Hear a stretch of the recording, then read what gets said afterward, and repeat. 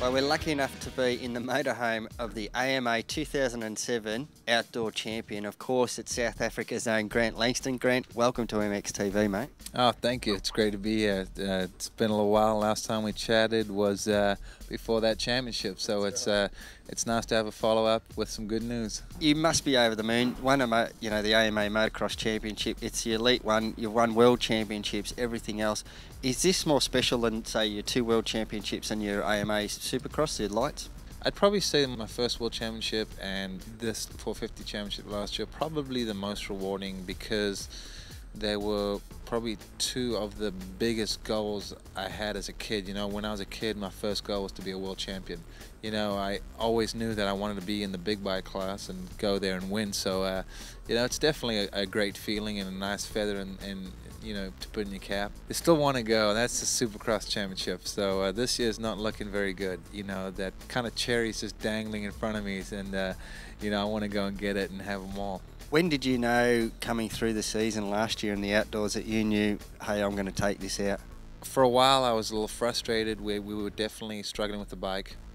It wasn't really suited to my style, and just couldn't ever find anything that was happy. And then eventually we got the 2008 chassis, and that was the first time I saw the light at the end of the tunnel, and things started coming around. And I think the first time I believed I could win was probably after Millville, because I took a big chunk out of those guys' lead, and James was injured. I was kind of thinking, man, it's still a tall order to, you know, I'm gonna pretty much have to be perfect, you know, to finish out the season, and I did. So, you know, sometimes maybe I need that little extra pressure or that motivation, but I think just my personality, if I believe that there's even a small possibility, it's fuel, motivation, you know, whatever you want to call it, just makes me concentrate and just, you know, put together those rides that you need to do every weekend. You know, I wish I could ride like that every weekend sometimes, but it was really rewarding. That outdoor season was a long, tough season, but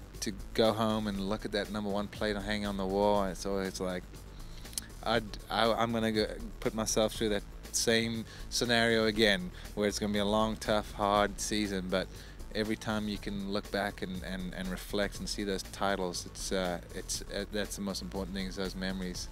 What is it with your personality too? Because you seem to get in very tight moments, and when you do, you strive where most people collapse. How do you keep you cool? How do you, you know, for the young riders out there? I just find with me, I think when the pressure's on, I feel more focused, like my concentration's better, so I eliminate mistakes. And you know, it's weird when you're more in that zone, your starts are better, you make fewer mistakes, you don't get, it's like everything just kind of just snowballs, and it's kind of like everyone's like, wow, you know, you're training different? No. You look like you're training harder. I'm like, no, if anything, I've trained less the last few months than I have been, you know. And it's just, I think I sit there at night times and I would think to myself, Grant, you got an opportunity to win this championship. This may be the last time you win a major title.